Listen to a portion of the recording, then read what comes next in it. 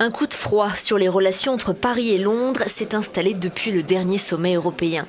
Le président français Nicolas Sarkozy n'a pas caché son irritation envers le Premier ministre britannique David Cameron et pas question de se serrer la main après le veto de Londres sur la réforme du traité européen proposé par Paris et Berlin.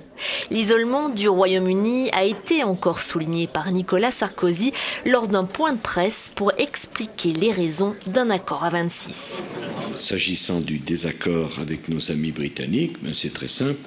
Pour accepter une réforme des traités à 27, David Cameron a demandé ce que nous avons considéré tous comme inacceptable, un protocole dans le traité permettant d'exonérer le Royaume-Uni d'un certain nombre de réglementations sur les services financiers.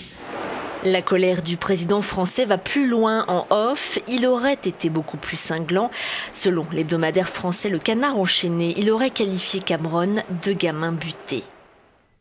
Pour le Daily Telegraph, journal britannique conservateur, il est très clair que la France a déclaré la guerre des mots à la Grande-Bretagne. Un titre qui reprend les propos du ministre français des Finances, François Baroin. On n'a pas de leçons à donner, mais on n'a pas de leçons à recevoir. On en a reçu quelques-unes. C'est vrai que la situation économique de la Grande-Bretagne est aujourd'hui très préoccupante et qu'on préfère être français que britannique en ce moment sur le plan économique. Mais pourquoi vous les tapez ? Parce qu'on ne veut pas recevoir de leçons. On n'en donne pas, mais on ne veut pas en recevoir. Alors que la France risque de perdre son triple A, le gouverneur de la Banque de France, Christian Noyer, a appelé les agences de notation à dégrader la note du Royaume-Uni avant de s'attaquer aux pays de la zone euro.